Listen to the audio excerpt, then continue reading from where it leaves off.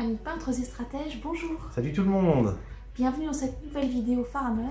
Aujourd'hui, vidéo un petit peu spéciale, puisqu'on va répondre à toutes vos questions que vous nous avez posées dans la vidéo des remerciements des 1000 abonnés. Tout à fait, pour fêter le coup, comme on l'avait fait il y a déjà un certain temps, lorsque notre chaîne avait atteint le palier qui nous semblait incroyable de 500 abonnés, et bien pour les 1000, on va récidiver. On a recueilli effectivement sur Facebook et sur YouTube l'intégralité de vos questions, et on va tenter au mieux d'y répondre, Amélie et ou moi, en parlant librement, voilà, tranquillement, un petit moment calme entre nous. Alors on a reçu une première question de Xavier Vitali. Pas trop de casse pour le déménagement? Ben, en vrai, ça va, puisqu'on suppose que la question concerne les figurines, c'est la chaîne, donc voilà. Déménagement qui, lui, aura été très compliqué, mais en soi, il faut admettre que nos figurines sont arrivées relativement intactes. On avait fait ce qu'il fallait, Oui. on les avait emballées, c'est vraiment le truc auquel on avait fait gaffe dans le On avait déménagement. emballé nos figurines dans du film plastique, genre un peu film alimentaire, comme ça. Tout à fait. Toutes individuellement, chaque petit bonhomme, ça nous avait pris des heures, Des jours. des jours. Mais ça a bien valu le coup, puisque même les figurines les plus fragiles sont arrivées en un seul morceau. Je crois qu'on a juste eu quelques bonhommes où il fallait recoller sur leur socle des figurines qui avaient vraiment des postures acrobatiques, tenues en équilibre sur un seul pied, mais ça tenait pas tant au moment où le transport aurait secoué les figurines que justement durant l'emballage où nous-mêmes, à force de manipuler des centaines de figurines, quand on les avait emballées, parfois on entendait un petit crack, on disait ah celle-là, voilà, et je crois qu'il y a 2 figurines comme ça où on a juste recollé un bout, mais au final la figurine n'est pas cassée et c'est simplement notre propre manipulation et pas le transport en lui-même. Après, concrètement, si on extrapole un peu la question, Amélie, est-ce qu'il n'y a vraiment rien qui a été perdu ou détruit lors de ce déménagement? On peut peut-être parler un petit peu de problèmes électriques. Oui, c'est vrai. Si jamais vous êtes familier avec ce genre de problème, vous savez peut-être que entre la France, l'Europe en général et les États-Unis, c'est pas le même voltage sur les prises. En France, c'est du 220 volts et aux États-Unis, c'est du 110 volts. Du coup, les appareils électriques qu'on a achetés aux États-Unis, la plupart fonctionnaient encore en France, mais certains non. Du coup, ça c'est la surprise en fait. On essayait, on se dit, allez, on essaie de brancher tel truc. Allez, c'est parti. Et soit tout va bien, soit bah, ça brûle, ça explose, ça fait du bruit. On a quand même eu un sèche-cheveux qui a craché des flammes, quelques lampes qui nous ont fait de la fumée. Enfin voilà, des petites surprises de genre, rien de grave. On a rien vraiment qui coûtait très très cher. Tout ce qui était, je sais pas, nos ordinateurs ou du matériel voilà, important va très bien, mais on a pas mal de petits ustensiles ou on va dire de choses de toujours notre micro-ondes, des trucs comme ça. Le micro-ondes, oui, en plus on l'a donné en cadeau à quelqu'un qui nous a aidé à déménager parce que finalement on a récupéré rien en arrivant en France. Et c'était le cadeau empoisonné parce que quand il l'a branché chez lui, il a explosé. Donc bon. C'était le pauvre. Le pauvre. Si tu nous regardes, on est désolé. On t'a payé une pizza depuis. Oui. Pour se faire pardonner. Du coup, voilà, c'était la première question. Alors ensuite, voyons voir la question suivante. On a regroupé les questions qui nous semblaient similaires de façon à pouvoir à la fois parler librement sur le thème global et surtout ne pas avoir trop de répétitions durant cette vidéo. Donc 2 questions qu'on a mis ensemble. Projetez-vous de vous mettre à Age of Sigmar, qui nous a été posé par Obi-Wan, et avez-vous déjà fait les yeux doux à d'autres jeux de figurines, Team, Necromunda, Horus Heresy, autres jeux non vendus par Game Workshop, etc. Voilà la question de Xavier Vitali. Alors, on en a déjà parlé indirectement pas mal dans la précédente vidéo, du coup, la FAQ des réponses des 500 abonnés, puisqu'on a parlé de tout notre parcours de figurines avant d'arriver sur la chaîne, et on a commencé par autre chose que du 40K, on a commencé par justement du Battle, donc Warhammer Fantasy Battle de son vrai nom, qui est l'ancêtre de Age of Sigmar. On n'exclut pas le fait un jour, peut-être, de revenir sur d'autres systèmes.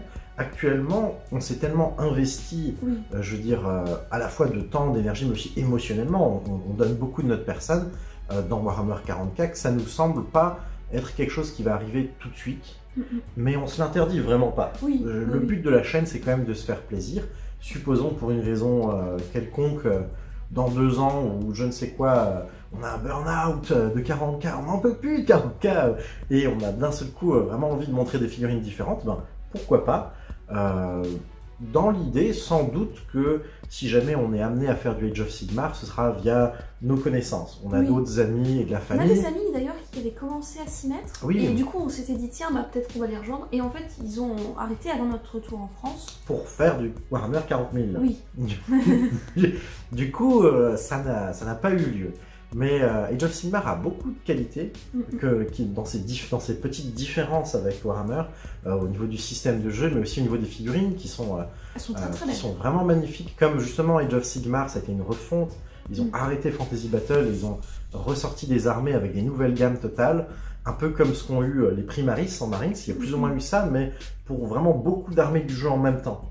Au lieu de juste sortir une nouvelle boîte pour un codex, ils ont ressorti des armées entières, toutes nouvelles, qui sont très belles, qui sont très dynamiques. Ouais, j'aimerais bien, si un jour on fait du Age of Sigmar, je pense que je prendrai les idonettes, les espèces d'elfes sous-marins. Ceux-là, je les trouve très très sympas. Il y a beaucoup de figurines qui sont vraiment très belles et c'est un argument en soi. Nous, on aime peindre, on aime collectionner. Peut-être qu'un jour, on fera du Age of Sigmar sur la chaîne.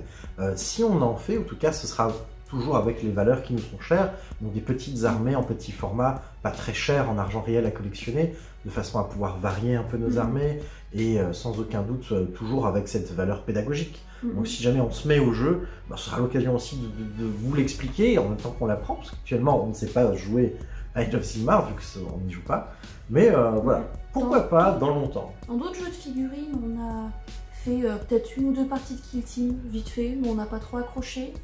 Un truc qui nous avait plus plu, c'était par exemple Rangers of Shadow Deep, Ouais, un jeu pas avec Workshop qui était très très sympa, qui était pour le coup un jeu coopératif, un peu plus RPG, qui était très très bien. Très très sympa, effectivement. On avait testé du Frostgrave, on a testé Shadow War Armageddon, j'ai fait énormément de Mordheim, j'ai fait beaucoup de Mordheim quand j'étais plus jeune. On a fait du Rackham Confrontation, enfin c'était avant que je te connaisse, j'étais vraiment jeune, puisqu'on se connaît depuis un peu plus de 10 ans, donc ça ne me rajeunit pas tout ça. Mais effectivement, mon frère, lui, donc Arthur, vous avez déjà vu sur la chaîne, adore tester toutes sortes de systèmes de jeu, et vu que c'est mon frère, on a grandi ensemble, par définition c'était avec moi qu'il les testait. Du coup j'ai fait, grâce ou à cause, tout dépend comment on voit ça, de lui plein de parties de tests de divers jeux, et il y en a qui sont vraiment très amusants. Je ne pense pas que Warhammer 40 000 soit forcément le meilleur système de jeu de figurines, j'ai vraiment pas cette prétention.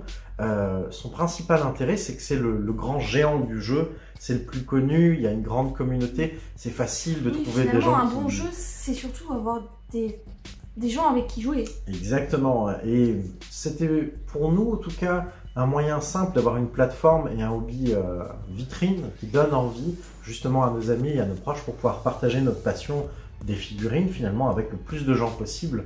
Mais en réalité, il y a vraiment beaucoup de jeux, y compris des petits jeux qui ne sont pas connus, qui mériteraient, je pense, d'être plus mis en avant et qui ont beaucoup de qualité, que ce soit par leur système de règles ou leurs belles figurines, tout simplement.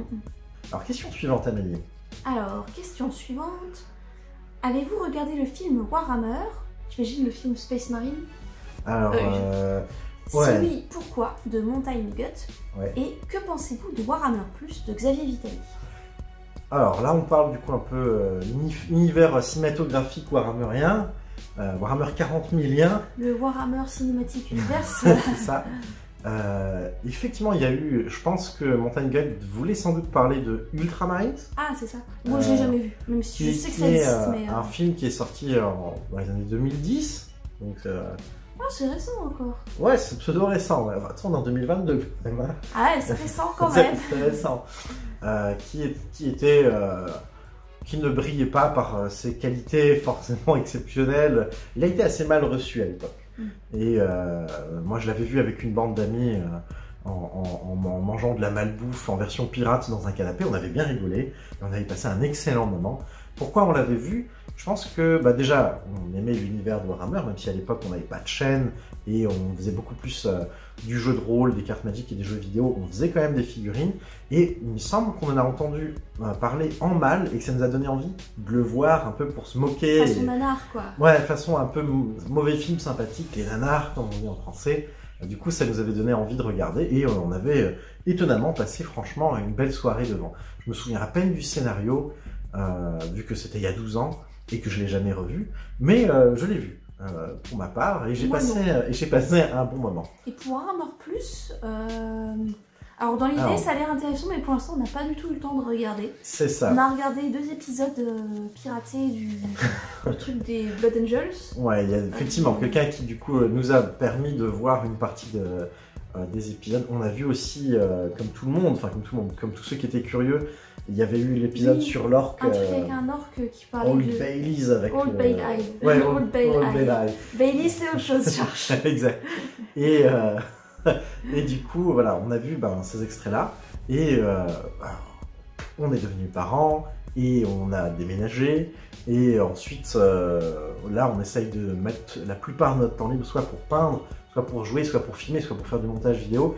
Du coup, on a en fait relativement peu de temps pour voir ça, et à chaque fois on se dit « Ah non, on va attendre un moment où on est bien, on est posé, bébé dort, on veut voir les épisodes tous les deux ensemble, on veut pas que l'un regarde sans l'autre. » Et du coup, dans ces moments-là, on préfère toujours jouer ou faire autre chose. Mais un jour où on aura du temps, on va rattraper tout notre retard et regarder binge-watch l'intégralité du contenu. On a regardé quand même des autres séries qui n'ont rien à voir, des trucs Netflix, des Witcher, des machins comme ça. Parce que ça venait de sortir, il y avait un peu la hype de tout le monde. C'est vrai, c'est vrai.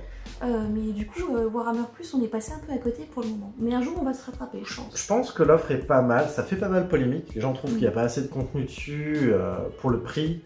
Ils ont essayé au fur et à mesure d'inclure de plus en plus de trucs dans l'offre. Je crois qu'il y a l'application officielle de créateur d'armée qui est offerte.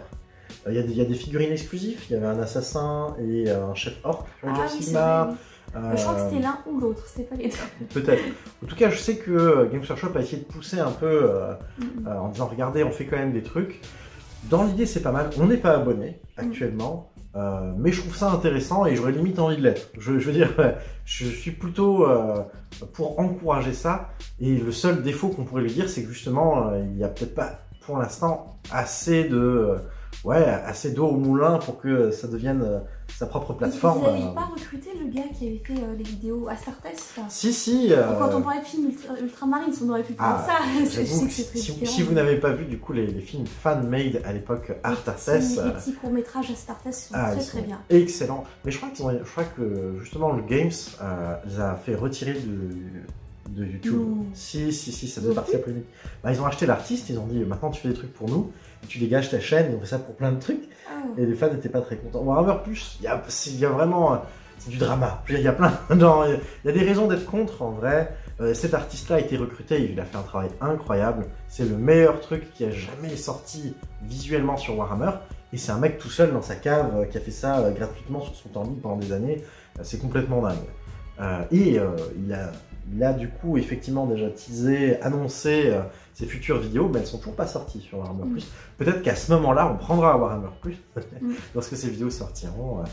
Il y a du bon et du moins bon. J'ai jamais été voir, par exemple, les rapports de bataille officiels, faits par Games Workshop en anglais bien sûr, mais sur Warhammer Plus. Et il y a aussi des bonnes discussions assez en détail poussées sur le lore. On va parler de tel ou tel personnage, et ça nous intéresse. Je pense que ça pourrait être vraiment chouette. Je sais pas si c'est un truc de connaisseur ou si jamais on n'a pas lu les 15 ouvrages officiels, on n'arrive pas à suivre. Bon, en général, nous, on arrive toujours vaguement à raccrocher au moins et à prendre une ou deux anecdotes qui nous font rire, parce que c'est le plus amusant dans le lore de Warhammer, c'est de réussir à connecter des bouts les uns aux autres, et puis ça passe à peu près. Donc voilà, pour Warhammer Plus. Alors ensuite, question suivante. Pensez-vous avoir le temps pour de nouvelles vidéos tuto peinture? Question qui a été posée par Fred Immer. Je sais pas comment prononcer, désolé Fred. Pour moi c'était un L au début. LMR. Bon. Fred LMR. C'est vrai que le F n'est pas en majuscule. Bon, bref. Fred. Est-ce qu'on va avoir du temps pour des nouveaux tutos peinture? Le temps, c'est ce qui nous manque le plus. Et ce qui pour l'instant, nous préoccupe le plus, c'est d'enfin récupérer le rythme, qui est pas non plus impossible à avoir, mais qui est quand même franchement soutenu, de 2 rapports de bataille joués par mois. Moi, je suis plutôt pour faire de nouveaux tutos peinture. Je suis pour aussi. Parce que globalement, ça revient surtout pour moi à prendre le temps, pendant que je peins une unité, à faire une petite vidéo sur nos plateaux tournants à chaque étape. Mais en soi, ça va pas forcément tellement me ralentir. Il y a le montage vidéo derrière. Ouais, il y a le montage vidéo. En fait, moi, je passe 2 nuits à bosser pour que... Mais pour moi, c'est facile. pour que ça puisse sortir, et j'ai déjà du mal à faire le montage. Donc, On veut faire des tutos peinture, oui. Est-ce qu'on aura le temps de le faire? Ben on n'en sait rien. Et toi, quand est-ce que tu nous en fais des tutos peinture? Oui, peut-être. Peut-être un jour, peut-être. En vrai, je serais content de montrer le schéma Custodes. Il y a eu pas mal de succès sur les pages Facebook américaines de conversion et compagnie, et quelques pages Custodes. J'ai reçu 2-3 demandes en MP de tutos. Ça donne un peu envie de dire allez, pourquoi pas. Et ben, il est assez simple, dans le sens où les figurines sont principalement jaunes, même si le jaune est très travaillé, etc., pour que ça rentre bien. Du coup, j'ai l'impression que ça va me donner moins de boulot psychologiquement que mes autres armées, où ça peut prendre du temps. Même si je serais content peut-être de faire un tuto Chaos Space Marines ou autre un jour. Et j'ai en général le défaut que je peins toujours à plusieurs figurines qui n'ont aucun rapport en même temps, de manière un peu décousue et désordonnée dans mes armées. Et du coup, contrairement à Amélie, j'ai beaucoup moins cet aspect de je commence une figurine et je la peins de A à Z. Et du coup, c'est facile de le filmer bien et de ensuite mettre ça dans une boîte. Je vais avoir des figurines qui sont sous-couchées depuis 1 an et les gens, j'ai juste peint les jambes et je fais la tête d'un autre gars pour l'instant. Et du coup, ça m'obligerait à me discipliner un peu, de peindre un truc du début à la fin. Mais pourquoi pas un de ces 4, faire des tutos peinture. Le principal problème, c'est le temps de montage derrière. Voilà, du coup, sans doute pas tout de suite, mais en vrai, c'est sûr qu'on va continuer d'en sortir, ça nous fait plaisir, et c'est pas le contenu qui est le plus désagréable à faire non plus, c'est sympa. Si parmi nos armées, vous en voyez une qui vous plaît et qu'il n'y a pas encore eu de tuto peinture dessus, vous pouvez nous en demander dans les commentaires, et puis ça nous motivera peut-être à nous y remettre. Peut-être même qu'on utilisera cette fameuse fonctionnalité qui s'est débloquée, maintenant qu'on a 1000 abonnés, de faire des sondages directement via YouTube. Vous pouvez cliquer sur ce que vous voulez, on proposera peut-être 1 ou 2 tutos peinture, et vous pourrez nous dire celui qui vous intéresse le plus. Ce serait un moyen rigolo d'utiliser cette nouvelle option qu'on a débloquée il y a peu. Alors, question suivante de Xavier Vitali. Êtes-vous des lecteurs de la littérature 30K ou 40K? Alors, on a parlé pareil un tout petit peu indirectement dans la précédente vidéo parce qu'il y a beaucoup de gens qui nous demandaient si on aimait le lore et est-ce qu'actuellement on lisait un livre et des questions un peu comme ça. Concrètement, pas trop. Pas tellement. On passe plus de temps sur, je pense, Internet à lire des forums ou à écouter des vidéos de gens qui en parlent qu'à vraiment avoir un ouvrage papier dédié. Globalement, on est plus lecteur 40K que 30K parce qu'on a un grand amour pour beaucoup d'armées Xenos et pas juste la jeunesse de l'Imperium avec la Grande Guerre, etc. Même si il y a un lore très fourni sur 30K et c'est très drôle de voir pourquoi les Primarques ont chuté, qu'est-ce que faisait l'Empereur, tout ça. Moi j'ai surtout lu des petits bouts, des nouvelles, des machins qui étaient donnés gratuitement quand on allait en boutique au Games Workshop, c'est vrai qu'il y a eu ça quelquefois, dans un White Dwarf ou autre. J'ai souvent lu des petits bouts de choses comme ça. T'as quand même un vrai bouquin de Sororitas sur ta table de nuit. Oui, que j'ai pas beaucoup avancé dessus alors que je l'ai depuis 3 ans. J'ai lu d'autres choses entre temps. On n'est pas des grands lecteurs de lore, mais en fait, comme dans le contenu que propose Games Workshop, il y a toujours un peu de lore, que ce soit les codex, les livres, les règles. On aime bien le lire dans ces moments-là. Et c'est moins vrai maintenant qu'on est pas mal occupé, mais quand moi j'étais encore à Boston et que mon visa ne m'autorisait pas de travailler, j'avais pas mal de temps libre. Et souvent, en même temps que je faisais l'homme à la maison en faisant la cuisine et la vaisselle et je ne sais quelle bêtise, je mettais des vidéos de lore dans le fond qui parlaient. Et quand Amélie rentrait, je lui disais en même temps qu'on mangeait le repas, et tu sais quoi, il y a un truc super rigolo sur tel personnage orc improbable. Du coup, on a en fait emmagasiné comme ça énormément de lore quand on était aux États-Unis et maintenant on en consomme beaucoup moins. Voilà, pour la petite question, on n'a jamais lu par exemple les vrais bons livres que tout le monde recommande, de 30K dans l'ordre, ce genre de choses. En vrai, ça me fait presque un petit peu envie, mais encore une fois, tout est une question de temps et de priorité, et on préfère s'amuser et faire des choses ensemble. Moi, je sais pas, en tout cas des nouvelles que j'ai vues, après, à chaque fois c'est des extraits, donc c'est difficile de se faire une opinion du livre complet, mais j'en ai pas vu où, au niveau moi du style littéraire, ça me plaisait beaucoup. Ça t'a pas accroché, ok, Bah, faut dire que, en général, comme moi je lis surtout des récaps de contenu, ou alors avec quelques anecdotes croustillantes. Je retiens surtout l'histoire dans sa globalité, plus que, tel chapitre, j'ai adoré le style. C'est vrai que je pense qu'il y a tellement d'auteurs différents, c'est très très vaste. Il y en a forcément qui ont écrit, et c'est cool, et ça me correspondrait. Voilà. Toujours une question de Xavier Vitali. Il nous a posé plein de bonnes questions, c'est super. Merci à lui. Avez-vous déjà joué en tournoi? Alors, relativement peu, quand on est surtout des joueurs de kitchen table, de garage, je crois qu'on y est un peu plus en France, c'est-à-dire à la cool, amicale. Ouais, amicale avec des amis voilà. principalement. Ou des proches ou des connaissances. On va déjà très très peu en club ou dans des événements de boutique, etc. Parce que on a énormément de proches et de gens chez qui on peut jouer, qui ont des tables, qui ont des décors. Donc on a moins cette nécessité pour rencontrer du public de se déplacer. Surtout quand on était en France avant de déménager, on était en coloc avec des gens qui jouaient, nos voisins du dessous jouaient, on faisait jouer nos parents, sœurs jouaient, tout le monde jouait aux figurines parce qu'on les a contaminés au fur et à mesure. Mais du coup, ça nous est arrivé d'organiser en fait des pseudo-tournois nous-mêmes, c'est-à-dire qu'on invitait tous nos amis et on disait voilà, on va regarder qui est premier, qui est dernier, ou alors on compte pas le score, on a fait les deux, juste on joue pour s'amuser. Et ça, on en a fait pas mal. Genre chaque année, on faisait 2 ou 3 marathons 40K, comme on appelait ça, où il y avait soit toute une journée, soit même tout un week-end, tout le monde dort sur place. Mais il n'y avait pas de classement ou de prix à la fin. C'est ça. Il y a eu un tournoi une fois par internet, par Tabletop Simulator, qui était aux États-Unis. Ah oui, qui était organisé aussi, encore une fois à huis clos, par un ami qui avait organisé ça. Et là, il y avait eu un placement juste à la fin. Je l'avais pas fait parce que moi j'étais en train de faire mes concours pour passer mes entretiens d'embauche. Et puis c'était la période où j'étais bien malade au début de la grossesse. Donc celui-là je l'avais pas fait. C'était Simon qui avait gagné avec les Necrons à l'époque, Necrons avec le vieux codex, puisque c'était un tournoi qui s'était fait en V8. Il n'y avait pas encore la V9 à l'époque, sur ce petit tournoi Tabletop Simulator en ligne. Et sinon, on a quand même participé à un vrai tournoi en boutique. Un tournoi en 300 points, c'est pour ça qu'on était allé. On y était allé, c'est parce que c'était un petit format et on trouvait ça cool. C'était du coup la boutique proche de là où on habitait à l'époque, qui était à Metz. Ouais, c'est ça, le Games Workshop de Metz. Warhammer Store de Metz. Et on avait passé un relativement bon moment quand même, on était content d'y aller. On a eu la chance de pouvoir te faire participer avec ton armée de sororitas convertis alors que normalement c'était pas possible. Et c'était sympa. On avait déjà raconté cette anecdote ou pas? Oui, on en avait vaguement parlé la dernière fois. Alors on va pas raconter. On va pas raconter en détail, mais il me semble qu'on avait abordé le sujet. Et ça s'était bien passé. Et on avait récolté plein de prix, pas parce qu'on était forcément parmi les premiers, mais il y avait une sorte de système de tombola. Je crois, après le truc, ou si jamais tu étais premier, ça te donnait des bonus. Et on en avait gagné plein, enfin moi j'en avais gagné plein, je crois. On avait tout raflé à la chance, quoi, après le tournoi. Je me souviens qu'on avait reçu quelques regards noirs. On en avait même tellement qu'on en avait donné à des gens en partant. Il y avait quelques jeunes enfants qui participaient, il y avait peut-être, je sais pas, 12 ans. D'ailleurs, j'avais volontairement diminué mon niveau de jeu face à des adversaires plus jeunes pour qu'ils passent une bonne partie. J'étais très content de l'avoir fait. Et on leur avait laissé des lots, on leur a laissé plein de lots quand on est parti, ce qui était plutôt cool.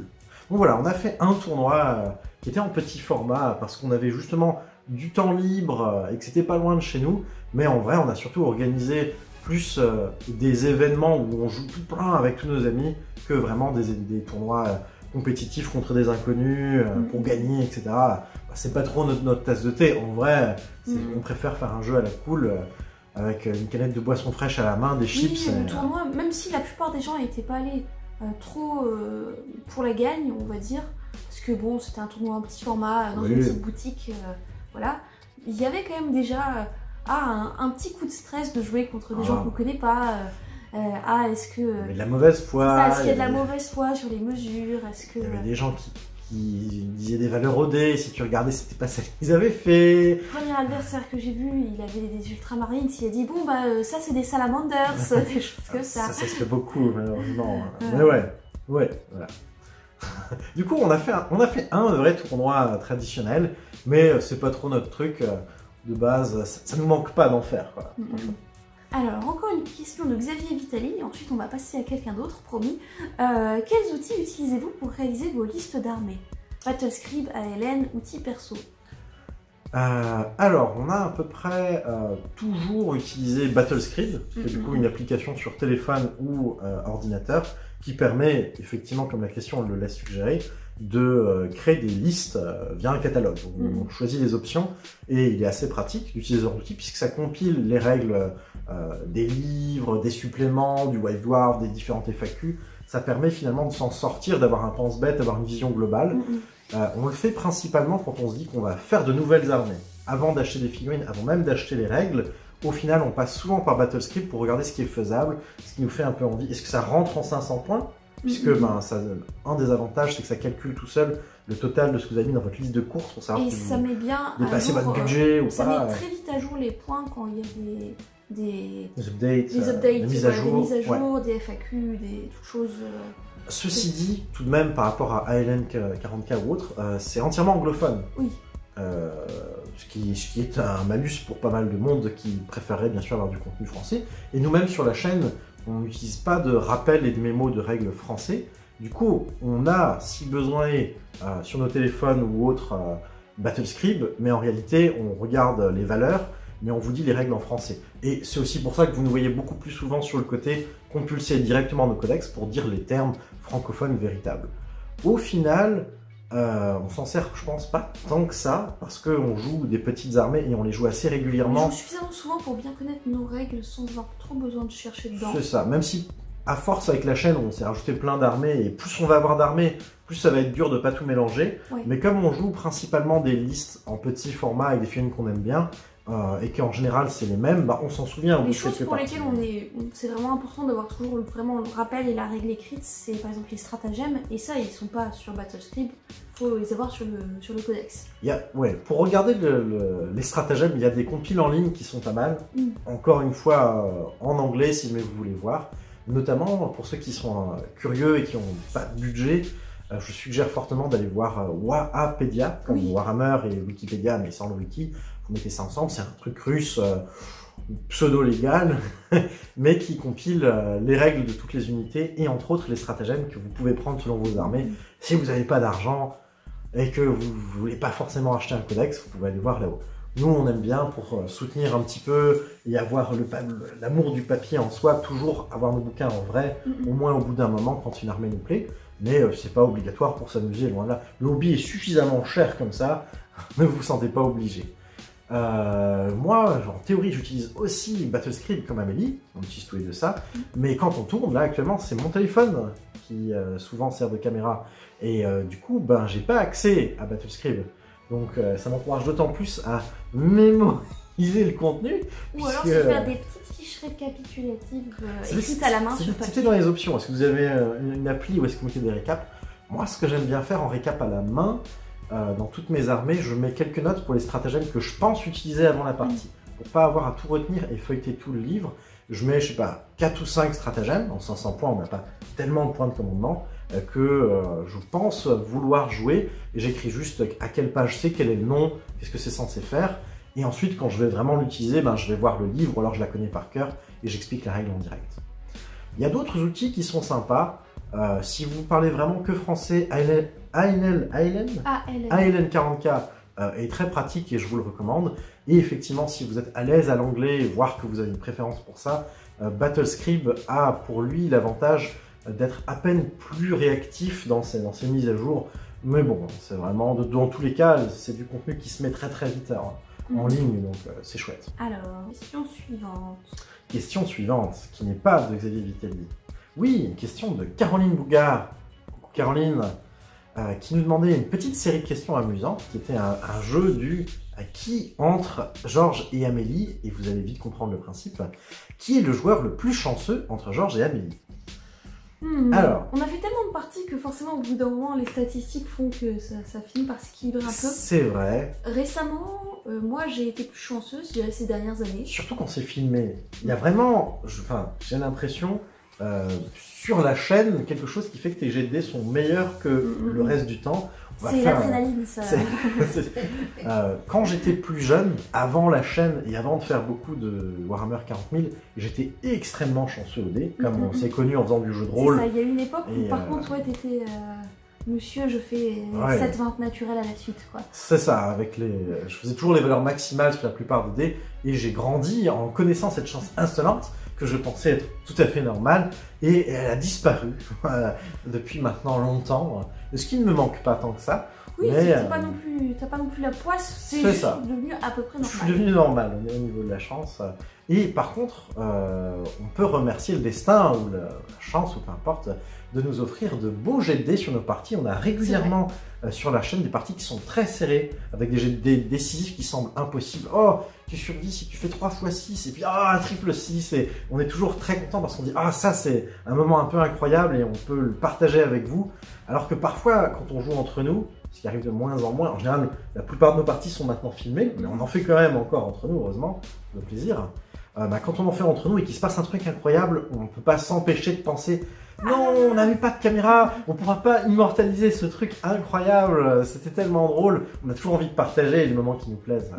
Ça, c'était du coup la première question de ce type-là, mais ça continue. Alors, qui connaît les règles les plus obscures? Entre Georges et Amélie, on connaît tous les deux bien les règles, on essaye, on n'est pas parfait, mais on essaye d'être didactique, donc on potasse un peu les règles qu'on utilise. Alors, c'est pas forcément les règles les plus obscures, mais je pense que j'ai plus une connaissance très législative, carrée des règles, et que je suis plus capable de trouver les interactions un peu cachées. Je pense aussi qu'Amélie connaît, et surtout toutes les règles un peu de base, les vrais noms, des vrais mots-clés, du décor, de je ne sais quoi, l'ordre des phases par exemple, avant la partie. Chaque fois, moi, je me creuse un peu la tête. Ah oui, on a déjà fait ça. Après, les objectifs secondaires. Et puis toi, t'es là. Ah bah voyons, étape numéro 6 sur 7, machin, bam, bim, bim. Maintenant, déclarer les transports. Et je suis en mode, oui, t'as raison. Et je pense qu'Amélie connaît mieux les règles que moi. Après, j'ai l'impression que si on va un peu dans le vague, juste connaître des règles un peu au pif de beaucoup d'armées, là, par contre... t'as testé plein de trucs aussi. C'est ça. Comme moi, je passe souvent... En fait, pour le plaisir, je passe souvent mon temps à lire des codex que je joue pas. Ce qui est particulier. Mais du coup, la plupart des armées, j'ai une vague idée de « Ah oui, mais bien sûr, telle unité, elle doit tirer à telle portée. » Alors que je la joue pas, tu la joues pas, j'ai jamais joué contre. Et du coup, juste parce que je suis un peu curieux, j'ai plus de connaissances vagues qu'on pourrait qualifier d'obscures parce que ça ne nous concerne pas. Mais je pense que tu as une connaissance plus pointue et surtout plus détaillée, comme tu l'as si bien dit, de ce que fait vraiment mot pour mot un stratagème, de comment se déroule la partie, ce genre de choses. Ça m'arrive même de me tromper, ceci dit. Ah oui, on est totalement faillible, mais je pencherais du côté d'Amélie quand même. Un peu comme pour la chance, plus chanceuse et elle connaît mieux les règles. Il faut le dire. Du coup, question suivante. Alors, qui est le plus fair-play? Je pense qu'on est tous les deux plutôt fair-play. Ah oui. Après, toi, tu as souvent introduit des nouveaux joueurs dans le jeu, et du coup, tu as vraiment cette habitude de proposer à la personne de refaire une action dont elle allait mal juger les conséquences, ou des choses comme ça. Moi, je mets en fait une grande partie du fair play du jeu dans le fait d'être pédagogique. Comme on veut que les gens comprennent les enjeux et s'amusent bien, quand quelqu'un va faire une erreur ou qu'il a oublié quelque chose, je vais avoir tendance à lui rappeler. Mais je mets ça dans la case, c'est pour qu'ils comprennent ce qui se passe et qu'ils s'amusent bien. Alors qu'en fait, c'est vrai que rien ne m'empêcherait en théorie de vouloir être pédagogue, mais après la partie, de jouer de mon mieux contre quelqu'un et de lui dire ensuite « Oh, ben là, t'as perdu, je vais t'expliquer, t'aurais pu faire ça autour d'eux, moi, à ta place, j'aurais patati patata », et de dire un peu, ils vont apprendre de leurs erreurs. C'est quelque chose qu'on entend souvent, pas que dans le hobby, mais un peu partout, de laisser quelqu'un se débrouiller, il va faire quelque chose mal, et ensuite, tu vas lui faire prendre du recul, alors que moi, j'ai plutôt tendance à avoir une approche très assistée, très présente, tout au long de l'apprentissage, où je vais vraiment essayer de, dès qu'il y a un problème, dès qu'il y a quelque chose, et de lui dire « Ah ben là, tu peux faire ça, là peut-être que, attention, machin ». Et je pense que dans cet accompagnement qui est très direct, pour beaucoup de monde, c'est être fair-play. Mais je suis quelqu'un qui, même de base, quand il y a des gens qui trichent, qui genre pinaillent sur des détails, ou qui connaissent pas tout à fait les règles, qui font des trucs un peu... Je vais être du genre un peu coulant, à dire « Ah oui, moi, allez, je suis un peu pareil aussi, les lignes de vue, les portées, en général, je laisse toujours ça au bénéfice de mon adversaire, parce que, voilà... C'est plus amusant de ne pas se prendre la tête dans le hobby. Si au final... vous doutez tout le temps de votre partenaire de jeu, enfin de votre adversaire. Si justement, en fait, vous voyez vraiment la personne avec qui vous jouez aux figurines comme un ennemi, vous ne pouvez pas lui faire confiance, qu'il faut l'avoir, il faut le piéger, il faut qu'il perde parce qu'il n'a pas compris qu'il allait perdre et que vous allez mieux jouer que lui. Cette espèce de confrontation, c'est pas trop notre truc. Nous, on voit le jeu comme un jeu ensemble, comme un jeu où on a un partenaire de jeu et le but c'est que les deux s'amusent et qu'on passe un bon moment. Du coup, une grande partie du fair play fait partie de notre valeur de juste on est sympa, quoi. Et parce qu'on est là pour jouer à la cool, justement, et pas en tournoi en disant ah, tu savais pas hein, que mon personnage, en fait, il ressuscitait, je te l'ai pas dit, j'ai gagné, je sais pas quoi. Non, ah ouais, ok, c'est pas très drôle. Enfin, selon notre point de vue, ça nous fait, c'est pas ce qui nous plaît le plus, quoi, en tout cas. Mais c'est un point de vue qui se défend, et il y a beaucoup de gens qui s'amusent comme ça, hein, pourquoi pas. Du coup, et dernière question, qui a la plus grande armée? Alors, qui est la plus grande armée? Toi. Non seulement le plus d'armées tout court, et la plus grande de tes armées est plus grande que la plus grande de mes armées. Oui, j'ai sans doute une plus grande collection. Oui, sans doute. Oui. Sans doute. Pas besoin trop de... Oh, ça va. N'exagérons rien. T'as quand même pas mal de figurines, l'air de rien. Oui. J'en ai pas le double de toi non plus, je veux dire. Si on rajoute ce qui est papin, peut-être. Ouais, peut-être. Si on rajoute ce qui est papin. C'est parce que ça fait des années qu'avant que toi tu te mettes au hobby et autres, que ma famille et tous mes amis à chaque Noël et à chaque truc m'offrent des broutilles, de petits bouts de figurines par-ci par-là. Et alors, je me suis mis à 40 ans, c'est quasiment ensemble, mais moi par contre c'est vrai que je recevais plus on va m'acheter une nouvelle robe et je sais pas quoi. Alors que moi, j'insistais auprès de mes proches sur ma liste de Noël. Alors, genre, je te veux des nouvelles chaussures? Non. Je veux une boîte de figurines déjà à l'époque.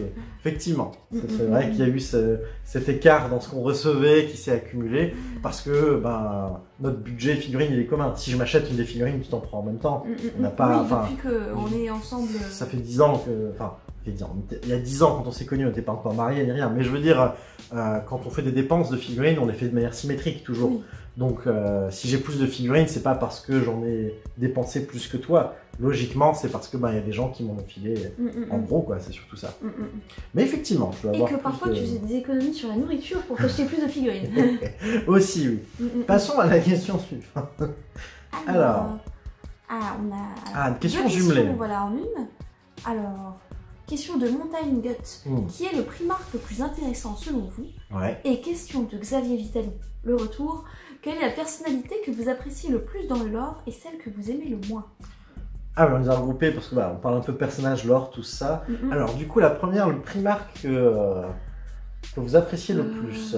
Je crois qu'il avait précisé que vous trouvez le plus intéressant, pas forcément qu'on aime, on est d'accord avec ses valeurs, mais où l'histoire est chouette, entre guillemets. J'aime bien Guilliman parce que il est très développé, donc il y a plein de trucs à voir dessus. Comme c'est le seul loyaliste qui est revenu un peu actuellement, il y a plein de contenu, c'est vrai.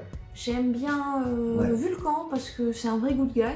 Ah, je suis pas trop fan du truc de je pars et je vous laisse une petite chasse au trésor et quand vous aurez fini de rassembler toutes les reliques, je reviendrai, mais pas avant. La fameuse chasse aux œufs fait partie de mon chapitre, sauver le monde. C'est un peu particulier, c'est rigolo, mais c'est un peu bizarre. Chez les méchants, j'aime bien Magnus. Mais et tout le truc de Magnus, il n'a rien fait de mal, oui, c'est rigolo. Mais en vrai, c'est sympa, c'est vrai qu'il a vu la traîtrise d'Horus et il a cherché à avertir son père. Il a cherché à avertir l'empereur du fait que ça allait mal se passer, et ce faisant, l'empereur qui lui avait interdit de faire du psy, ça a détruit le projet secret de papa d'avoir de la téléportation sans passer par les enfers. Et du coup, papa était pas content, et il a dit « Envoyez-moi ce fils en tôle », il n'a pas écouté, sauf qu'il a envoyé le seul fils qui détestait ce gars-là, qui s'est dit « Il faut que j'emmène en prison, si je le décapite, ça fera l'affaire », qui est parti aller tuer son frère, qui du coup s'est dit bon ma planète natale est en flammes, tout le monde va mourir. Alors j'ai juste dit qu'il y avait des méchants qui arrivaient, ce qui était vrai. À ce moment-là, je veux dire s'il n'était pas chaotique, il était vraiment à vouloir sauver les humains et etc. Plutôt innocent. Et bon, vu qu'il allait mourir, il s'est dit bon allez, on claque dans les mains, on téléporte tout le monde dans une autre dimension. Et là ça a dégénéré parce que c'était le warp. Et voilà. Et qu'il est devenu ensuite au service des puissances obscures. Mais ouais, c'est vrai que c'est un personnage qui est devenu mauvais, mais malgré lui, c'est un peu tragédie grecque, machin. C'est sympa. Et pas juste, je trouve que, tout ça c'est pas juste, je veux mon propre impérium, je suis devenu méchant. Il a une meilleure histoire, il a un développement qui est cool. J'avoue que, en tant que Primark, ça peut être assez intéressant. Mais il y a beaucoup de Primark chaotiques qui finalement sont assez sympas parce que ils ont ce développement qu'au début, ils ont des idéaux, mais ils se retrouvent bafoués, reniés par l'empereur, tout ça, et qui du coup ils se tournent vers le chaos. Donc le fait qu'il y ait une évolution rend le personnage plus intéressant. C'est vrai que la chute retournement de situation des primarques qui passent du côté obscur, chaotique, leur donne une saveur supplémentaire par rapport à ceux classiques. Ceci dit, pour parler de justement les personnages qu'on aime le plus et le moins, Ouais. dans ceux que j'aime le moins, comment il s'appelle celui des... Ah, Conrad Kurtz, celui des Night Lords. Oui. Lui c'est pas trop mon truc. Il y a un peu... Parce que lui j'ai l'impression, dès le début, il était vraiment méchant. Et on se demande même comment est-ce que les gens, l'Empire, n'ont pas arrêté avant. Et c'est vraiment le gars qui était méchant pour être méchant, parce qu'il aimait bien être méchant. Alors, si je me souviens bien, je crois que l'empereur et les gens font quand même réaliser que il massacrait des innocents en boucle avec ce type de torture complètement fou. Et ils avaient envoyé, justement, avant que l'hérésie arrive, quelqu'un, l'empereur avait fait quitter à ce qu'il soit jugé. Du coup, juste il y a eu l'hérésie d'Horus pendant le moment où il devait être amené au poste de police. Si D'accord. du coup, il s'est dit, ah vachement bien, je vais être condamné parce que je suis un tueur en série. Et il y a un terroriste qui veut renverser le gouvernement. Et les gars, je suis avec vous. Moi, je crois, je n'ai pas lu les livres, mais il me semble qu'il y avait ça. Mais effectivement, il est méchant depuis le début. Mais voilà, dans le genre de personnage qui m'intéresse moyen, voilà, Ouais. lui est pas mal. Ouais. D'autres personnages pas primarques peut-être qu'on aime bien. Qu'on aime bien. Ah bah toi, t'aimes bien tout le côté un peu de mythologie Eldar. Oui, oui. Qui est justement très mythologie grecque avec avec l'espèce de dieux pari de très faire humains, les épées. voilà, Et c'est puis, ça. ils font toutes les épées sauf une, ils n'ont pas Parce le qu'ils temps. n'ont pas le temps, du coup ils mettent une épée humaine au milieu, et puis Et là le- il s'en rend compte, il est pas content. Ah, Enfin, ouais, bref, ouais. beaucoup de trucs très rigolos. Ouais, le panthéon et la mythologie Eldar est sympa. Toi t'aimais bien ce héros humain là qui a gardé le trône d'or. Ah, Malcador. Voilà, Oui, pendant Malcador, les le héros. Résidorus, Ah, c'est juste rigolo en fait qu'il y a des primarques demi-dieux avec des capacités incroyables. Puis il y a juste un humain et lui c'est le vrai confident de l'empereur qui est au courant de tout et qui finalement a sauvé un peu l'Imperium. C'est pas mon personnage préféré mais je trouve ça rigolo et un peu ah ouais, vraiment juste un humain psycheur qui est pas extraterrestre, incroyable demi-dieu, tout ça. Il se rend vraiment utile dans l'épopée. T'as l'impression que voilà, il y a que des Superman et là il y a Bob le pêcheur comme ça qui sauve le monde et c'est un peu drôle. Dans le genre, c'est le Sly Marbo, là. Ah oui, la référence qu'attachant. Ouais, celui-là, il est... Bah, ouais, c'est pas pareil, le personnage le plus développé, intéressant et tout, mais il est fun, il est fun. C'est clairement un des rares personnages humoristiques qui a été développé, qui est d'ailleurs une référence directe à Rambo. Oui. C'est parce que c'était un mélange des films qu'avait fait... comment il s'appelle cet acteur, mon Dieu, Stallone à l'époque. Et il y a un peu ce côté blague de... Chuck Norris. Ouais, il a blague fait de Chuck une- Norris, de s'il tape dans ses mains, le monde tombe ou je ne sais quoi. Il a été capable de battre des titans tout seul. Et c'est très drôle de juste aller chercher des faits, un peu des facts sur Sly Marbo, sur qu'est-ce qu'il est capable de faire ou pas. Parce que bah, ça tranche avec le côté très grim, dark, sombre. Une seule personne ne peut rien faire dans le monde. Les humains, voilà, c'est des moins que rien, ils vont tous mourir. Et là, il y a une espèce de super-héros invincible qui est capable de tout. Et encore une fois, juste parce qu'il y a ce grand décalage, c'est très marrant. Et je vous conseille effectivement d'aller voir, c'est sympa. Dans le genre personnage qu'on n'aime pas, ou en tout cas qui sont énervants à la lecture, je voudrais quand même signaler que l'empereur il fait fort en vrai. C'est vrai. Son C'est pro- vrai que ça a l'air quand même d'être un sale type. Hein. Son projet est louable et on peut toujours défendre qu'il fait ce qu'il peut et que c'est le seul qui a sauvé l'humanité et qu'il sait mieux et patati, mais je trouve qu'il a quand même Est-ce bien que foiré. c'est un bon père Non. Ouais, il est horrible. Ouais. Ne serait-ce que s'il avait prévenu ses fils que les dieux du chaos existaient, ça n'aurait pas eu lieu. Et puis, il suffit de voir le traitement qu'il a fait des Thunder Warriors. Il a quand même créé des trucs, puis il les a fait massacrer et oublier. Et puis, il y a deux primarques dont on ne connaît ni les noms. C'est parce que papa les a tués et a dit « Vous interdit de prononcer leur nom dans la famille. C'est fini !» tout. Enfin, il y a plein de trucs qu'il a réglés de manière vraiment violente par le sang et qui, au final, ont semé les graines justement du doute et de la zizanie bien plus tard dans les raisons, les vraies bonnes raisons qui ont fait que le primarque sont retournés. Même les World Bearers, Ouais. qui le vénéraient comme un dieu. Lui, il détestait ça, il voulait, voilà. Au lieu de les calmer et de dire non, non, il faut pas, qu'est-ce qu'il a fait en exemple? Il a massacré tous les pauvres civils innocents qui le vénéraient comme un dieu et il leur a montré ça. Vous avez vu? C'est de votre faute si je suis un salaud et que je les tue tous, que ça vous serve de leçon. Et après, qu'est-ce qu'ils ont fait? Ils ont vénéré des démons et tout. Et voilà. Mais il y a plein de trucs comme ça. L'empereur, qui fait n'importe quoi. Les Résidorus, c'est pas à cause des dieux du chaos, enfin pas seulement, c'est surtout à cause de lui, quoi. Ouais. l'empereur a été clairement l'architecte de sa propre chute, hein, au final. Enfin voilà, cette petite parenthèse sur le... Peut-être qu'on en a dit assez. Oui, pour les personnages, ouais. Vas-y, allez, question, parce que sinon on n'en finira pas. Question suivante, Amélie, qu'est-ce qu'on a de beau? Alors, avez-vous suivi les dernières sorties de Games Workshop? Codex TOW, futur Codex Eldar, Balance Datasheet, nouveaux objectifs secondaires, et ainsi de suite. Et un peu question jumelée, ça c'était Xavier Vitali, et question jumelée posée par JB Potier. Au vu des dernières révélations, quel codex imminent vous intéresse le plus? Craftworld, Space Marines du Chaos, Squat? Alors, il y a pas mal de trucs à dire. Déjà, est-ce qu'on suit l'actualité? Oui, globalement, je regarde, ça, oui. Comme je suis sur pas mal de groupes Facebook et que via Warhammer Community, il y a souvent des articles qui est donc du coup les annonces officielles faites par Games Workshop en anglais. Et via Facebook et Reddit, il y a beaucoup de leaks aussi qui apparaissent en avance. C'est ça, bien avant que le Codex Craftworld soit annoncé, il y avait 90% des règles qui étaient disponibles sur Internet si on passait une après-midi à chercher. On pouvait, un peu comme un puzzle, mettre tout ensemble et on voyait ce que ça allait donner. Pareil d'ailleurs pour le Codex Chaos Space Marines. Officiellement, on n'a aucun contenu, on ne sait pas ce qu'il y aura dedans. Si vous cherchez longtemps sur Internet, vous pouvez trouver des rumeurs. On ne sait pas à 100% ce qui est vrai ou pas, mais en les recoupant un peu, on a quand même de bonnes idées de ce qui sera dedans ou pas.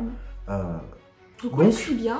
On les suit, même en vrai, je les suis vraiment bien. Je pense que je perds bien une demi-heure par jour dans ces bêtises-là. Généralement, quand je suis dans le bain ou aux toilettes, il y a toujours un moment où je vais regarder les news. Est-ce que quelqu'un dit un truc qui n'existe pas?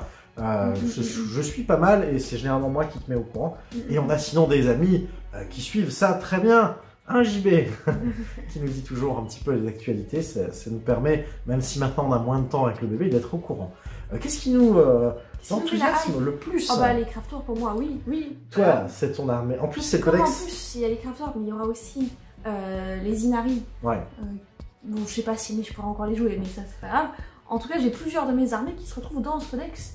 Et c'est un peu aussi ma dernière armée qui n'a pas de codex V9. C'est vrai. Là où moi j'en ai très peu. J'ai enfin eu les Custodes, mais j'en ai peu. Codex Chaos Space Marines, je suis pressé de l'avoir, mais en même temps j'ai un peu peur. Parce que justement, en recoupant la plupart des rumeurs, il y a pas mal de monde qui disent que peut-être il y aura des nouvelles limitations dans la composition des unités pour jouer les figurines. Un peu comme la Death Guard. Un peu comme la Death Guard, qui fait que vous ne pouvez jouer qu'un maximum par, je vais inventer, de une figurine à lance-flamme dans une unité de 5, je ne sais quoi, parce que dans la boîte vendue par le Games Workshop... on parle pas du même truc alors, ouais. Parce que dans la boîte vendue par le Games Workshop, il y avait un lance-flamme. Du coup, si vous avez acheté les figurines de la boîte et vous avez monté tel quel, ça ne pose pas de problème. Si vous avez juste suivi le livre de règles et que comme moi, vous aimez convertir, sculpter, trouver des bits, faire des figurines uniques, vous vous êtes dit, génial, je peux en fait avoir 10 bonhommes avec des lance-flammes. Génial, vous avez acheté à la main des lance-flammes, vous les avez collés sur chaque main de chaque bonhomme, et vous jouez ça, si ça se trouve, ça va vous dire, toute votre armée n'est plus jouable. Moi, je pensais que tu parlais d'un autre problème qui était peut-être que pour jouer des cultistes, il faudrait peut-être avoir davantage de Chaos Space Marines. Oui, il y a ça aussi, mais voilà. Disons que la sortie du Codex Chaos Space Marines me fait un peu peur parce que j'ai une armée très personnalisée. Et si jamais ils réduisent les options qu'on peut prendre, je vais me retrouver bloqué. Comme j'ai une petite collection, j'ai pas 3000 points et je peux juste sélectionner ce qui me plaît. J'ai fait vraiment précisément que de quoi jouer à peu près en 500 points avec des options très étranges. Et il suffit qu'on mélange un peu ma soupe et puis si ça se trouve, j'ai plus le droit de la manger. Et tout le monde sait que quand genre je peux pas manger, ça ne va pas. et du coup, voilà. En même temps, oui, les nouvelles règles et tout, je suis très enthousiaste, mais j'ai un peu peur que on m'empêche de jouer les figurines que j'aime bien. Logique. Moi, c'est pour les Inari que ça me fait un petit peu peur, mais je pense que ce serait quand même pas une mauvaise chose. Mais avant les Inari, ça pouvait jouer avec des Craftworld ou des Harlequins ou des Drukhari. Je me suis dit, bon, j'ai déjà une armée Craftworld. Entre Harlequin et Drukhari, je vais prendre des Drukhari. Du coup, mon armée Inari, c'est des Drukhari avec les héros Inari par-dessus. Sauf que maintenant, les Drukhari, ils ont bien leur codex à part, où les Inari peuvent pas trop s'insérer. Et les Inari vont être dans le codex Craftworld. Donc peut-être que tu as peint entièrement ton armée à thème Inari, et qu'encore une fois, ils vont dire, vous ne pouvez plus. Peut-être. Peut-être, on verra bien. Tout ça, c'est à découvrir, mais effectivement. Petite blague, on peut voir que dans la question, JB Potier avait parlé du codex Squat. Alors, il n'a pas été annoncé, mais qu'est-ce qu'un squat, Amélie? En gros, c'est des nains de l'espace. C'est ça, il y a très longtemps, quand Warhammer est sorti, c'était presque un plagiat copier-coller de Battle. Enfin, ils ont transposé assez facilement. C'est pour ça qu'on a des orques de l'espace et on a des elfes de l'espace. Voilà. Et du coup, à l'époque, il y avait des nains de l'espace qui étaient les squats, qui avaient des règles, qui avaient des figurines et tout. Mais ils se sont dit après coup, on a quand même transposé un peu trop. Finalement, on va mettre des aliens un peu plus SF, un peu plus qui sont pas des nains avec des fusils. Et du coup, ils ont fait retour arrière. Et au lieu de dire ça n'a jamais existé, ils ont dit les nains, ils se sont tous fait manger. Ils se sont fait manger par les insectes de l'espace, par les tyrannides. C'est pour ça que vous ne pouvez plus les jouer. Et ça fait peut-être 20 ans ou je sais pas quoi que c'est comme ça, qu'on ne peut plus jouer de nains et que ça n'existe plus. Mais dans des mini-jeux, dans des petites gammes comme justement Kill Team, etc., ils ressortent maintenant des figurines de squats par-ci par-là. Oh, c'est un mécano, il répare votre voiture ou je ne sais quoi, qui laisserait supposer que. Et dans la fin du Psychic Awakening Paria, il y avait une transmission cryptique de quelqu'un qui disait « Oh mon Dieu, un vaisseau squat dans la galaxie, comment est-ce possible ?» Ils n'en ont jamais rien fait, mais ils se sont donné l'élan suffisant, ce qu'ils adorent faire, hein, de toute façon, ils font ça pour beaucoup de choses. Ouais, ils laissent plein de portes ouvertes. Ils ont assez récemment, avec la version 8, mis en avant la possibilité que les squats reviennent. Et il y a tellement de fans qui aiment ça, que ça ferait plein de ventes. Donc, ce serait un succès commercial. Donc, ils vont finir par le faire un jour. La vraie question, c'est quand est-ce qu'ils vont le faire? Est-ce que ce sera cette année, dans 2 ans, dans 4 ans, quand ce sera la V11 ou je ne sais quoi? On ne sait pas encore. Mais c'est sûr que les squats arriveront et il y a pas mal de petites blagues en interne de la part du Games Workshop qui laisseraient supposer que peut-être durant cette édition ou la suivante, les squats pourraient faire leur retour. Voilà pour les squats. D'un point de vue nouveauté, il avait été aussi évoqué la Balance Data Slate, l'équilibrage. Games Workshop cherche à rendre son jeu attrayant, y compris avec une scène compétitive. Qui dit scène compétitive dit un petit peu chance de gagner équitable. Et comme ils sortent des nouvelles figurines et des nouvelles règles tout le temps, il y a le risque qu'en inventant des règles, ce soit un peu trop fort, ça se soit déséquilibré par rapport au reste, et que du coup tout le monde veuille jouer ça, parce que ça domine ce qu'on appelle la méta, c'est-à-dire qu'est-ce qui est fort contre quoi. Le grand pierre-feuille-ciseaux stratégique, la méta-jeu, du coup varie en fonction des sorties, et de façon à un petit peu rendre ça attractif, à ce que ça tourne plus et que ce soit pas toujours les mêmes qui gagnent, ils font régulièrement des mises à jour. Et entre autres, tous les 6 mois, je crois, ils ont annoncé, il va y avoir une grande mise à jour. Peut-être même plus souvent maintenant avec leur système de saison, je sais plus. Je crois que c'est plus tous les ans, mais tous les 6 mois, justement, il me semble. Et il y a vraiment pas longtemps, il y a quelques semaines, du coup, cette nouvelle feuille d'équilibrage qui est sortie, qui rajoute quelques modifications, des armées qui sont moins fortes, d'autres qui sont un peu plus intéressantes. En vrai, il n'y a pas eu tellement de changements, contrairement à la première modification d'équilibrage, qui elle renforçait vraiment les Chaos Space Marines, tous les Chaos Knight, Astra Militarum, la refonte des mots-clés bases pour les Necrons. Sur la première mise à jour, ils ont vraiment fait fort. C'était vraiment sur cette première modification qu'ils ont fait, qu'ils ont amené au final énormément de nouvelles règles et de modifications. Alors que là, ils ont réécrit ce qui était toujours d'actualité et ils ont mis un petit malus une façon de jouer précise des Drukhari, je ne sais pas, bon, c'est bien, hein, mais il n'y a pas eu autant de changements et la communauté d'ailleurs était un petit peu choquée qu'il n'y ait pas plus de modifications comme la première fois. Du coup, à la question est-ce qu'on a suivi, oui. Oui, on a suivi et on trouve ça chouette que ça bouge autant. Bon, quelque part, Warhammer bouge vraiment beaucoup. Pour les gens qui jouent une fois par mois, ou même moins que ça, il y a beaucoup de gens qui jouent peu souvent, qui attendent des vacances, des occasions. Le jeu bouge beaucoup trop vite. À chaque partie, les règles sont différentes. Enfin, certaines règles précises peuvent être différentes dans certains détails. Et quelque part, on espère que notre chaîne est aussi utile pour permettre, quand il y a ces modifications, on essaye de les dire. On joue souvent les mêmes codex et les mêmes armées, parce qu'on n'a pas toutes les armées du jeu. Mais à chaque fois, on explique « Ah, vous avez vu, maintenant, ça c'est différent, ça se joue comme ça. » Et du coup, si vous aimez une collection, que vous regardez juste les vidéos de telle armée, Craftworld, Chaos Space Marines ou autre, vous pouvez voir où, à chaque fois la progression, dire « Ah, il y a eu telle modification, telle modification. » Vous n'êtes pas obligé de tout suivre parce qu'on répète les modifications à chaque fois qu'elles sont utiles. Si jamais il y a un objectif secondaire, si jamais il y a un sort, si jamais il y a un décor qui a changé, nous, à chaque fois que ça va être différent, on va dire « Et d'ailleurs, c'est différent de ce que vous pouvez voir dans le livre. » À chaque avant-bataille, on case ça au moins 3 fois. C'est parce qu'on espère aider les gens qui n'ont pas le temps de de tous les jours, toute leur vie, regarder les modifs, et on espère le faire pour eux quelque part. Alors, question suivante. Avez-vous déjà des projets de tester de nouveaux codex ou de jouer de nouvelles factions Oui, de Fred? tout plein. Et quels sont vos projets peinture du moment et futur de Xavier Vitali? Alors, tellement de choses à dire. Alors, prochaines armées, codex, je m'étais dit, j'avais toujours pas de chaos. Finalement, je me suis laissé tenter par prendre le codex Stars and Sons. Ça fait 2 une de éditions boîte. que tu te dis que l'armée est jolie, que tu feras un jour un truc avec. Donc, bon, pour l'instant, j'ai pris 2 boîtes, hein, donc c'est pas encore de quoi faire une armée. Mais Tu les as peut-être jamais un jour. jouées, tu les as jamais jouées de Non. ta vie, tu les as jamais affrontées, tu les as vraiment pris parce que les figurines sont belles, c'est tout. Tu t'es dit, allez, c'est sympa, on verra ce que ça donne.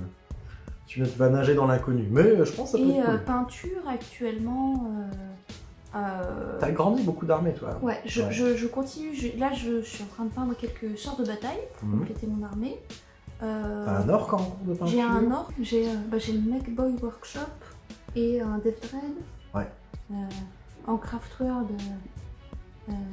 Ça, pour le coup, c'est dommage, mais j'avais acheté Mugen-Ra il y a... Et si vous suivez les nouveautés, vous avez pu constater que, truc incroyable, il a été refait, il est magnifique, il y a plein de nouvelles règles. Enfin, c'est surtout que je l'avais commandé il y a peut-être 6 mois. Et juste la figurine était en En rupture de stock, ouais. perpétuelle. Et là, ça y est, elle est arrivée. Et 2 semaines après, maintenant, il y en a un nouveau plus joli. Du coup, je sais pas. Je me dis peut-être finalement, je prends Tu vas attendre le nouveau, ouais. Je sais pas trop. Ça pourra servir pour faire des conversions, hein, on lui coupera la tête, et puis on va savoir que sa couronne servira à faire la chaussure d'une de mes figurines.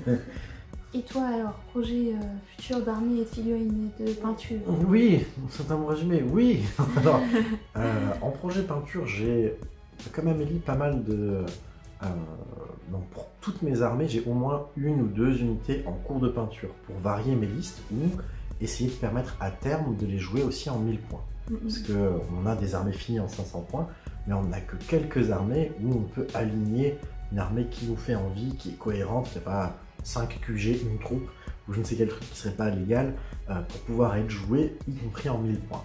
Du coup, j'ai des démons de cornes qui sont en cours de peinture, j'ai des démons de Sench qui sont en cours de peinture, T'as des Necrons. j'ai des Necrons qui sont en cours de peinture, j'ai des Space Marines du chaos, plein qui devraient être peints, j'ai des Custodes, en bref, j'ai toutes mes armées qui sont... Et t'as aussi 2 armées, 3. au moins 500 points, qui sont montées, pas peintes. Ouais.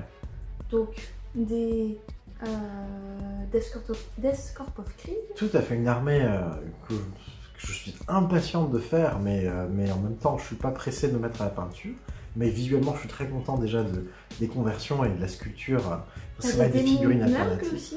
J'ai une armée de démons de Nurgle, mais vu que j'ai déjà tellement d'armées de démons, de cornes et de Tsench, on se dit que ce serait plus rentable de faire d'autres figurines. Donc elles attendront quelques années avant que je les fasse. D'ailleurs, on m'a demandé quel est le codex qui me hype le plus, mais c'est le codex démon.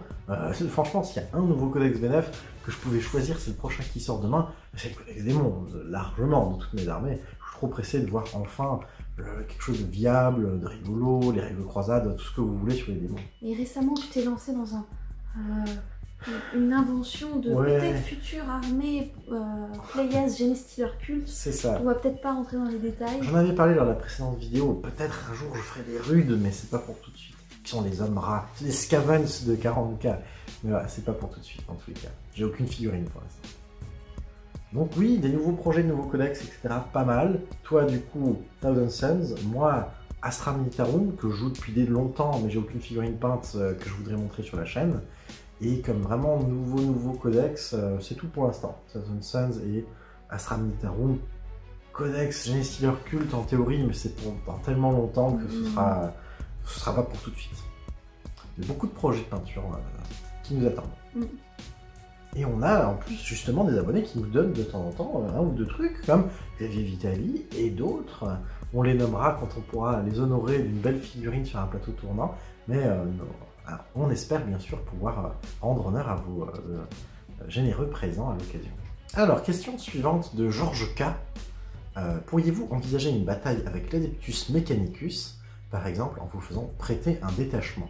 Notamment parce que c'est une armée qui est intéressante, parce que les figurines coûtent peu cher en points et qu'il y a plein d'unités. C'était un de ses arguments.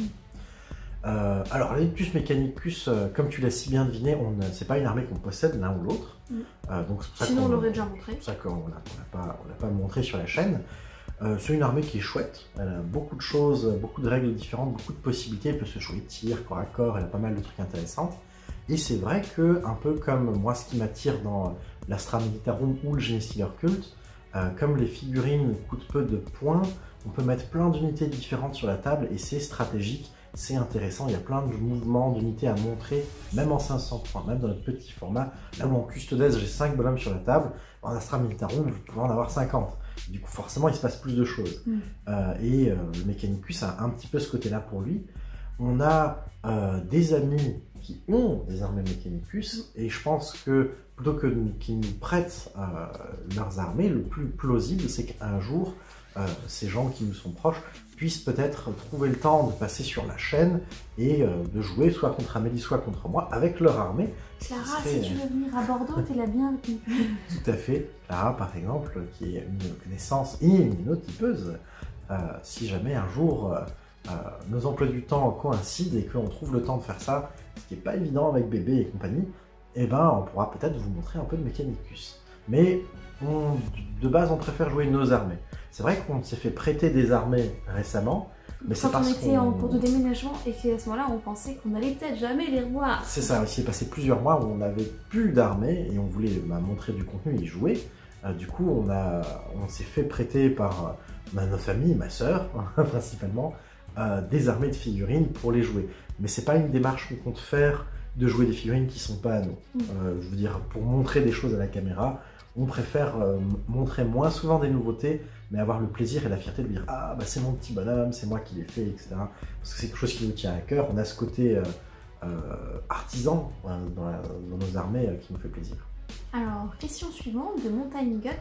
Pourriez-vous, enfin on résume rapidement la question, pourriez-vous expliquer tout le jeu de A à Z?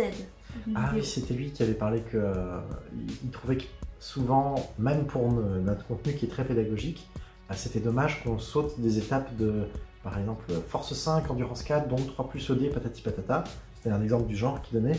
Et qu'on ne développe pas à la place toutes les étapes détaillées vraiment du processus pour savoir et comprendre quelle valeur il faut faire au dé. De dire par exemple, mon arme a une force de 5, je la compare à l'endurance de 4 de la cible que je vise. Comme ma valeur est supérieure, mais pas du double, les règles de base disent que je dois faire 3 ou plus au dé. Voilà. Et on pourrait aller vraiment dans le détail très précis comme ça pour chaque jet de dé. Le problème que ça amène, c'est que ça ralentit beaucoup le jeu et on a essayé déjà de viser un entre-deux. On est, à ma connaissance, la seule chaîne qui va autant en détail. Je n'en connais aucune, francophone ou anglaise, qui va déjà à ce point dans les explications de règles. On pourrait, c'est vrai, aller encore plus, zoomer un petit peu plus et guider un peu plus, mais je pense qu'on perdrait vraiment en fluidité encore un peu trop, et j'ai peur que ce sacrifice aille trop loin, que ce soit plus agréable pour les gens qui connaissent de se faire répéter les choses. De temps en temps, on le dit. C'est ça, ça nous arrive quand même, surtout quand on arrive par exemple à la force qui est double de l'endurance ou des choses comme ça. Là, on peut le dire. Même en général, le premier sort psychique qui est manifesté, le premier jet d'avance, le premier jet de morale, en fait, la première fois que la règle va avoir quelque chose d'important, on va faire comme un rappel de règle, on va dire « Ah, vous voyez, il y a ce cas de figure. » Mais une fois qu'on l'a expliqué, on ne va plus en parler pendant la partie. Mais on le réexplique à chaque partie. On est au rapport 37, ça fait 37 fois qu'on explique « Alors, Jamie, comment on lance un pouvoir psychique ?» Et on se donne quand même le peine de le faire à chaque fois. Et je pense que vouloir faire plus que ça, ça nuirait à l'aspect digeste de la chaîne pour la majorité des joueurs qui connaissent un peu, ont des restes des règles de base, mais veulent découvrir des codex, connaissent pas les figurines ou ce genre de choses. Du coup, on vise le fait que quelqu'un commence à rentrer dans le jeu, ne connaît pas les armées, et peut peut-être raccrocher les wagons avec ce qu'on dit sur les règles de base. Mais si vraiment quelqu'un n'a jamais joué aux figurines de sa vie, même notre contenu qui est très pédagogique, il va falloir qu'ils mettent en pause et ils disent « Oh, ils ont dit ça !» et ils prennent le livre pour ouvrir. On ne peut pas, en regardant une de nos vidéos, complètement comprendre le jeu, pourquoi on lance des dés, qu'est-ce qui se passe. On espère que malgré tout, ça aide quand même des débutants, et on a pas mal de retours de MP, de messages privés, etc., de témoignages qui nous font vraiment chaud au cœur, des gens qui disent grâce à vous, j'aurais enfin eu le courage de me mettre au jeu, je joue enfin avec ma femme, mon petit frère, mon fils, etc., mes amis, et c'est le but de la chaîne, c'est de rendre le jeu accessible. Il est opaque, il est compliqué, il est stratifié en 10 000 livres et règles bizarres, et quelque part on espère pouvoir le rendre un peu plus sympa, un peu plus simple à aborder, et on est obligé de faire des compromis de temps en temps sur qu'est-ce qu'on détaille et qu'est-ce qu'on détaille pas. Désolé du coup si on ne peut pas toujours tout expliquer, mais je pense que c'est pour le mieux. Alors, question suivante, de Mathieu Brixtel. Pensez-vous faire des campagnes narratives ou vous intégrer dans un récit, même sur un petit segment? Alors... On en fait à titre personnel, des campagnes narratives. Tout à fait, on en a fait même beaucoup. Sur la chaîne, on ne s'interdit pas de le faire, mais ça nous demanderait pas mal d'investissement parce qu'on voudrait que vous puissiez suivre toute l'histoire, et donc en fait il y a plusieurs parties prévues dans ce même arc narratif. Pour rendre ça intéressant et que ce soit son propre micro-format, tout le principe d'une histoire, donc d'un format narratif, que ce soit le format de jeu croisade qui s'y prête très bien ou d'autres, ce qui est intéressant c'est de suivre de début à la fin de l'histoire. On ne peut pas juste, un peu comme un tuto peinture ou nos formats 1000 points, exceptionnellement faire en plus une petite vidéo différente qui soit narrative, parce que on n'aurait ni ce qu'il y a avant ni ce qu'il y a après. Ceci dit, on prend un grand plaisir à mettre une petite pointe de narratif dans tout ce qu'on fait. Tous nos rapports de bataille ont une description fluff, une raison. On explique pourquoi on est là, qu'est-ce qui se passe après, et on prend un malin plaisir aussi à chaque partie à essayer de mettre des détails sur pourquoi est-ce que telle règle s'appelle comme ça, pourquoi les orques sont peints en rouge, pourquoi est-ce que telle arme elle fait des trucs bizarres, tel personnage il lui est arrivé quelque chose de rigolo. Donc on aime la narration, mais on met le côté pédagogique en premier, le format vraiment pédagogique du jeu pour nous et l'identité de la chaîne.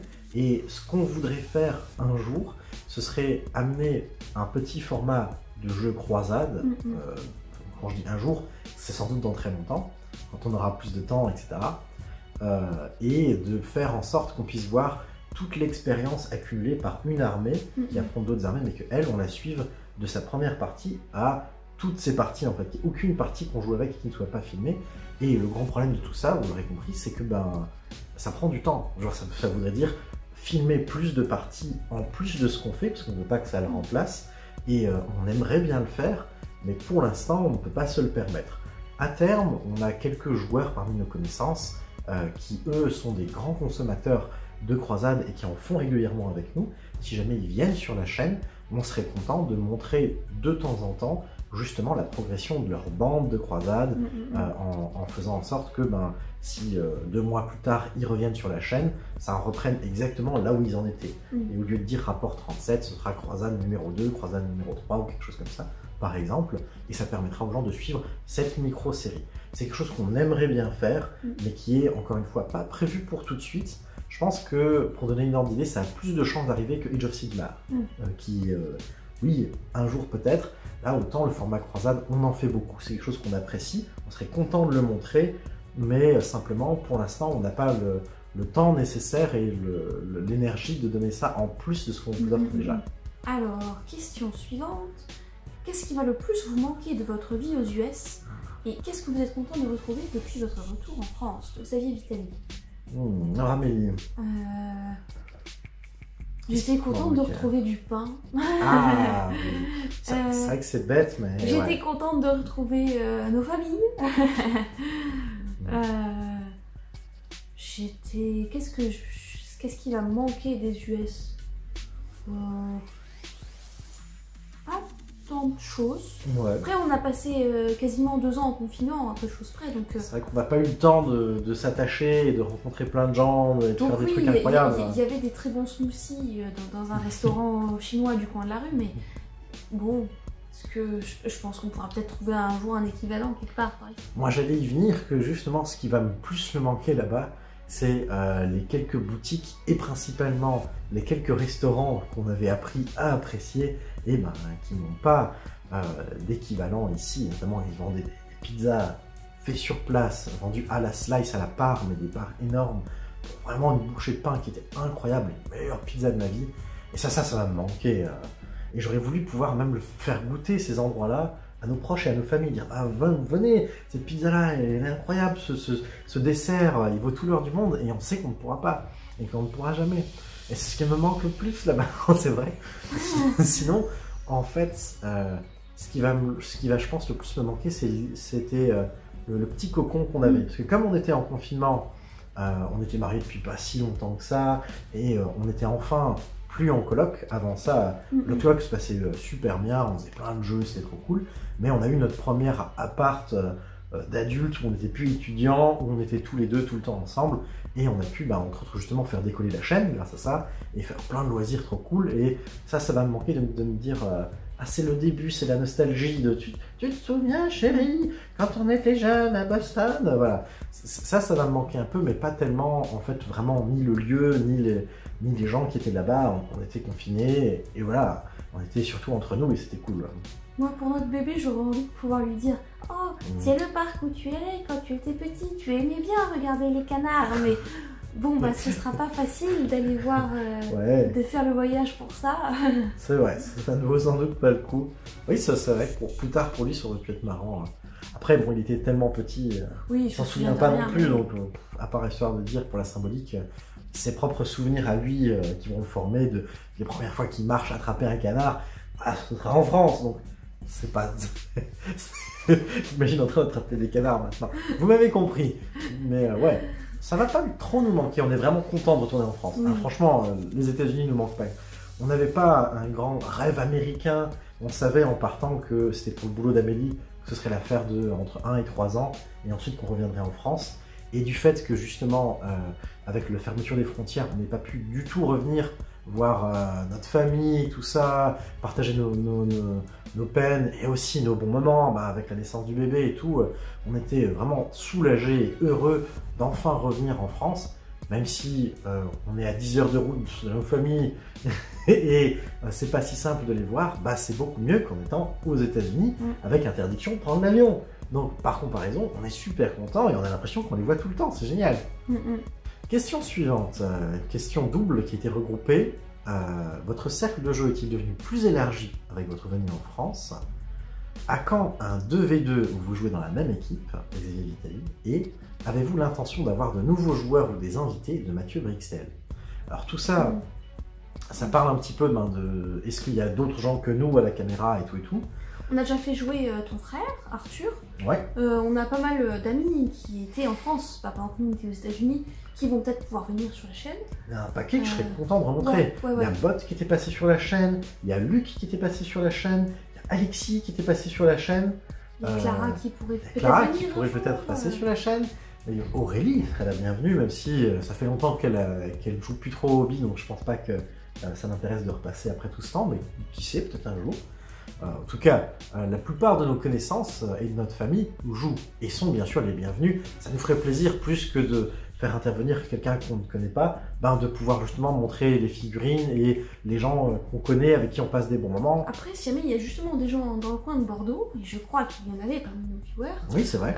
Faut pas hésiter aussi à nous contacter, peut-être par MP, par n'importe quel moyen, et puis on pourra peut-être d'abord se rencontrer, discuter, et puis peut-être un jour tourner des vidéos ensemble. Pourquoi pas. Après, il faut imaginer qu'actuellement c'est compliqué.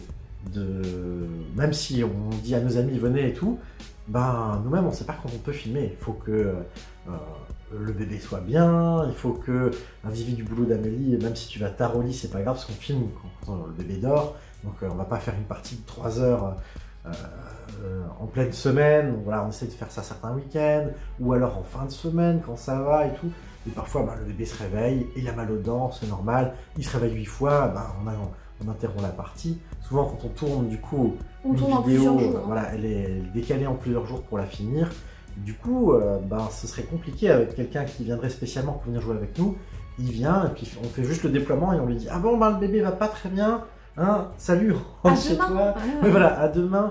Du coup, concrètement, je pense que pendant encore un bon moment, jusqu'à temps que notre petit bout de chou il soit un peu plus indépendant, il soit un peu plus grand, on va principalement tourner juste entre nous ou avec la famille, des amis qui vont dormir. Ou alors, faut qu'il y ait quelqu'un qui vienne jouer chez nous qui joue avec l'un d'entre nous et que l'autre fasse babysitter, qui sorte avec la poussette, qu'il aille loin pendant 5 heures le temps que les gens tournent. Wow, voilà. ça... Mais c'est pas facile, non? Ça paraît compliqué un petit peu, en vrai, mais bon. Puis on préfère rester ensemble. Bien sûr. On n'est plus de hobby, donc celui qui est sacrifié et qui s'en va, c'est pas cool pour lui non plus.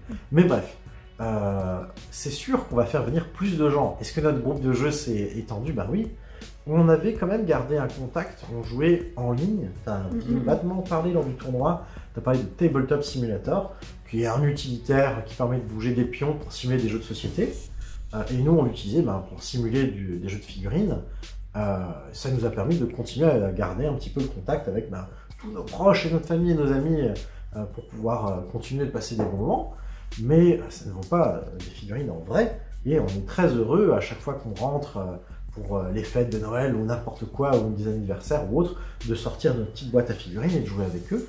Après, tous ne sont pas non plus dans l'optique de vouloir être filmés, et ça prend énormément de temps. Vous, ça prend peut-être 2-3 heures, mais à filmer avec tout le truc, les lumières, machin, bien expliquer les règles, tout ça prend peut-être le double, et ça est étalé sur 3 jours. Enfin, c'est compliqué d'avoir des rendez-vous comme ça. Maintenant, tout le monde, on n'est plus des jeunes étudiants qui vont tous en coloc et qui sont tous voisins.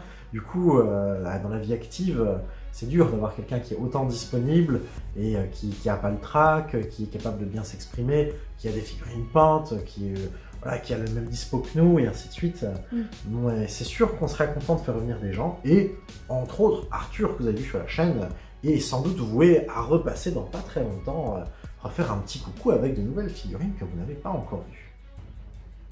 Pour ce qui est de faire un 2v2, encore une fois, c'est 2 fois plus compliqué, c'est beaucoup plus long, et il faut qu'on ait 2 autres personnes. Enfin, nous on aime bien, et on en fait en fait avec nos amis, quand on les voit, on en fait très régulièrement, que ce soit du 500 points plus 500, ou même du 250 points plus 250 contre pareil en face, pour avoir des parties rapides. C'est quelque chose qu'on fait très régulièrement, ce qui fait vraiment, parce qu'il n'y a rien sur la table, hein, mais c'est assez rigolo. Voilà. Ça permet de jouer vite fait après un repas, ou ce genre de choses. Mais ce sera sans doute pas de sitôt qu'on pourra en filmer. Mais ça nous ferait plaisir, et ça arrivera fatalement. Maintenant qu'on est retourné en France, et qu'on a tous ces amis à disposition, on compte bien les solliciter, et je pense que vous en bénéficierez aussi. Alors, dernière question de cette petite FAQ réponse qui, comme d'habitude, vu qu'on est bavard, ça va durer 1 heure, je sais pas quoi. Alors, allez-vous refaire des parties en 1000 points de Xavier Vitali? Ça, je vais répondre rapidement, oui.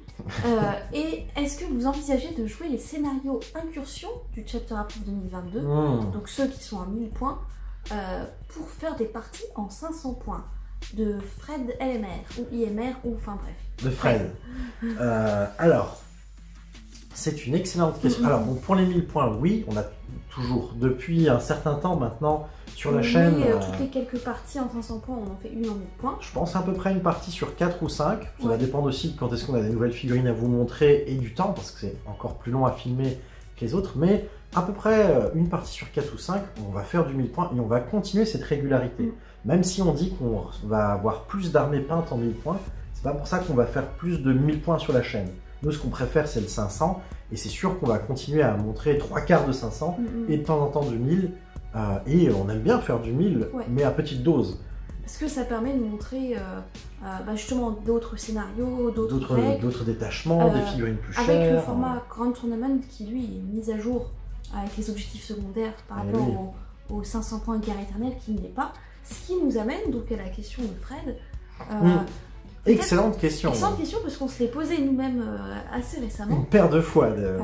C'est vrai que les scénarios Chapter Approved, c'est prévu pour du 1000 points, mais théoriquement, il n'y a rien qui peut-être interdirait de jouer avec moins de points. Donc par exemple en 500 points. Il suffirait d'adapter le nombre de points d'armée et les points de commandement de départ, et la taille de carte étant la même, ce serait compatible.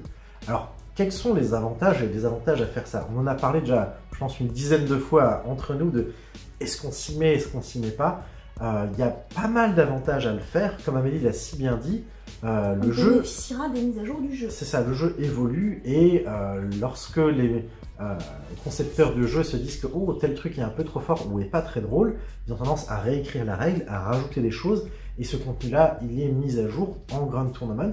Comme il n'y a pas de format patrouille 500 points Grunt Tournament, au fur et à mesure, on commence à être un peu la dernière roue de la charrette. Il y a d'écart finalement entre ce qu'on joue et ce qui est... Ouais, nous on enroule dans une vieille voiture rétro qui a des pneus, on les gonfle nous-mêmes de temps en temps et c'est toujours la bonne vieille voiture, elle roule tout droit. Quelque part c'est super parce que comme on veut faire porte d'entrée pour des gens qui achètent juste le livre de base, on peut dire, vous prenez le scénario de base, les règles qui sont dedans, elles sont sans doute à 99% encore applicables.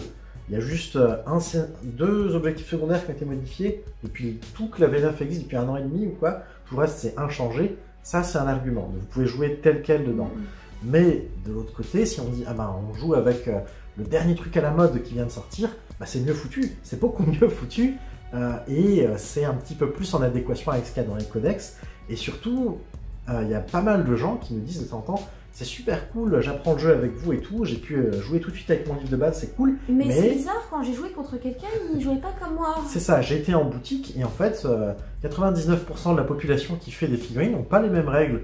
Comment ça se fait? C'est parce qu'on explique, comme on joue en 500 points, on joue avec les vieilles règles de 1990, et là, tu as été voir quelqu'un qui joue en 2040, mon gars, c'est normal et tout. Et c'est dommage que cet écart, il grandisse au fur et à mesure. On exagère, le jeu est le même, on tire et on se déplace. C'est surtout les scénarios. Oui. Les scénarios et des choses de ce genre-là. Scénario, objectif secondaire, principalement. Ben, il y a une grande différence maintenant. Il y a l'anti-soupe, les listes qui sont quand même modifiées, les patrouilles, les détachements de super lourds qui ne donnent plus le même nombre de points de commandement. Ça, il y a... Au fur et à mesure, ça se creuse. Hein. Il n'y a pas que les scénarios, il y a quand même des règles du vrai jeu qui sont modifiées. Et on hésite à se dire, bon, on ne pourra plus dire à quelqu'un si tu prends le livre de base et que tu l'ouvres, tu joues comme nous, mais en même temps, on va t'apprendre le vrai jeu, on va t'apprendre le jeu actuel qui est joué dans la vraie vie, soi-disant. Ça, c'est pas mal. Il y a un autre désavantage au fait de jouer dans ce format incursion 1000 points, mais en 500 points. Ouais. C'est comme on l'a dit, on va devoir adapter des petites choses, par exemple le nombre de points de commandement. Ce serait mieux qu'on commence avec 3, comme c'est prévu pour la patrouille.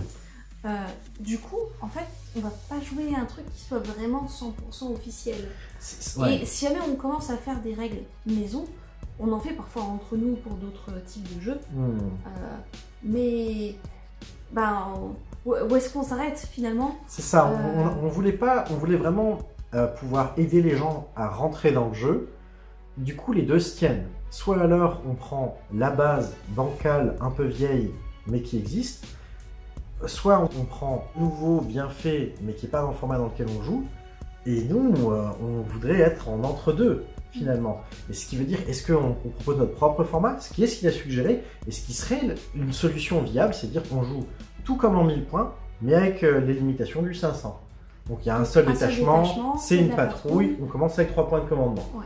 Voilà. Et on pourrait faire ça, c'est un patch très simple qu'on peut mettre, et au moins, les gens, en sortant de ce bac à sable-là, seraient déjà dans la bonne école, ils seraient au bon endroit, ils comprendraient tout. C'est pas mal. Nous, ce qui a fait que pour l'instant on l'a pas fait, c'est les gens peuvent jouer avec le livre de base, entre eux, en famille, sans trop se prendre la tête de quel est le truc compétitif qui est sorti. Les nouveaux trucs compétitifs, on les présente et on en parle aussi dans nos parties en 1000 points, même si elles sont moins fréquentes. C'est vrai, tout à fait. Et en numéro 3, ce qui pour l'instant fait qu'on n'a pas changé, c'est qu'il y a enfin un format 500 points officiel. Nous, quand en V9 ça a été annoncé, on jubilait, on était tellement contents parce que en V6, V7, V8, on faisait déjà du 500 points, mais ça n'existait pas. Donc on a toujours toute notre vie jusque-là joué en 1000 points ou je ne sais quoi, mais modifié, mais on joue un peu moins de figues, etc. Du coup, quand en V9, ils ont sorti le 500 points, ils ont mis les projecteurs, ils ont dit ça existe. On était tellement contents qu'on ait été écouter la petite communauté de 500 points et qu'on nous donne un format officiel que pour l'instant on n'a toujours pas osé quitter la barque pour prendre le vrai bus. On va pas cracher dessus, on va l'utiliser. C'est ça, il y a un vrai format 500 points qui nous a été attribué, on va l'utiliser. Mais le problème, c'est que ce qu'on ne savait pas, c'est qu'il n'est pas mis à jour. Oui. Ah, contrairement à tous les autres. Ah, c'est un peu dur. Du coup, on se dit à force, en vrai, je pense qu'on va peut-être le faire. Quand on a vu, par exemple, avec le nouveau Chapter Approved 2022, à quel point est-ce que ça allait être différent, ne serait-ce que de faire du score pour gagner la partie, c'est quand même la base du jeu. Oui. Comment vous gagnez la partie. Les objectifs principaux, ça rapporte plus tout à fait le même nombre de points que ce qu'on fait. C'est ça. Genre, ça c'est quand même assez important dans le jeu, assez majeur. Si vous pensez que pour gagner, il faut faire une chose, et que dès que vous jouez ailleurs, c'est pas la même chose qu'il faut faire pour gagner le jeu, quelle que soit l'armée que vous jouez, ça fait douter. C'est là qu'on se dit, c'est devenu, c'est plus deux trucs parallèles qui se ressemblent, c'est vraiment un Y qui se sépare. Il serait peut-être temps qu'on prenne l'autre chemin. En voyant des rumeurs, il y a une chose où on s'était dit, si jamais ça, il le change dans le chapter approved, alors on fait du 100% chapter approved, Grand Tournament. C'est quand on a vu qu'il y avait des rumeurs de changement de détachement, et on s'est dit, si jamais il change de détachement de patrouille, et que justement, la patrouille qu'on joue, nous en format patrouille, du livre de base, c'est pas la même que la patrouille du vrai mode de jeu. Du vrai mode de jeu. On s'est dit, non, là c'est sûr, on va perdre tout le monde. Si jamais ils font ça, on change. On passe sur le format 1000 points adapté pour le 500. Comme pour l'instant la patrouille n'a pas été modifiée, on s'est dit, bon, pour l'instant on attend de voir. Pour l'instant ça tient encore. Pour l'instant ça tient encore. On a toujours cette vieille patate des années 90 qui fonctionne. Il n'y a pas de raison de changer, hein chérie. Non, il n'y a pas de raison de changer. En fait, on est les premiers conscients qu'il y a plein de raisons de changer. Et pour l'instant, on n'a pas osé faire le pas vers le fait d'y aller, mais ça va peut-être venir. Je pense. Ça viendra un jour. Je pense que plus les changements vont continuer, et peut-être même déjà maintenant, ce serait nécessaire. Au moins, là, pour des joueurs débutants, on a aussi quelque chose qui est plus stable. Oui. Et que le jeu, comme on l'a dit, bouge très vite. Au moins, cette partie-là du jeu, nous, on a un truc qui reste un peu fixe. C'est ça. Jusqu'à présent, le principal argument en faveur de garder la vieille patate, c'est que elle est facile à servir, elle est dans tous les restaurants, tout le monde la connaît, c'est la petite patate qui fonctionne. Et pour des gens qui, par exemple, on a eu comme question juste avant, ah, c'est dommage, vous expliquez pas encore plus le jeu, ce genre de choses, eux, c'est typiquement un public qui sans doute sont contents de pouvoir retrouver des règles fixes sur toutes les vidéos, que ce soit le rapport 25 ou 37, le scénario c'est le même. Alors que si on suit en des chapter approved, ça va bouger assez vite tout ça. Mais on est nous-mêmes dans le doute. Je pense qu'on va profiter du fait de vous le présenter et de le tester en 1000 points pour voir à quel point on est convaincu et est-ce qu'on va s'y mettre. On pourrait, exactement comme pour les tutos peinture, faire voter la communauté. On pourrait faire voter ces 1000 abonnés et qu'eux-mêmes ils décident est-ce qu'il ne serait pas temps de se moderniser dans un format 1000 points adapté en 500 avec seulement une patrouille, 3 points de commandement et à part ça, c'est le vrai mode de jeu compétitif, ou est-ce qu'on garde la bonne vieille patate, guerre éternelle, qui a sa saveur particulière. Et ça tombe bien que c'est la dernière question parce que ça fait une question un peu ouverte. Ça fait une question ouverte. On va sans doute en fait faire un vote là-dessus et on compte sur vous pour nous dire à quel point est-ce que vous préférez garder ou pas des vieilles règles séculaires mais stables ou suivre un peu la tendance vers quelque chose de plus dynamique. Amélie, félicitations pour les 1000 abonnés et cet FAQ, c'était un vrai plaisir de reparler de tout ça avec toi et on vous dit à très bientôt pour un prochain rapport de bataille en 1000 points. Salut tout le monde! Salut, salut!